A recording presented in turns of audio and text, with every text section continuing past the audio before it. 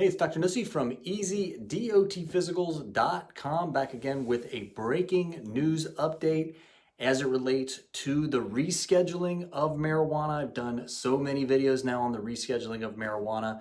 It's in process. The DEA has decided to reschedule marijuana from Schedule 1 to Schedule 3. We have some updates and an actual date, or a potential date, but a date is listed. And again, this just hit my inbox, so I wanted to make a quick update video. So the DEA, they have scheduled an additional hearing. So what is happening, again, I did a full video on this, is when they made the decision to reschedule, that opened a 60-day public comment period, and over 40,000 comments were made to the DEA.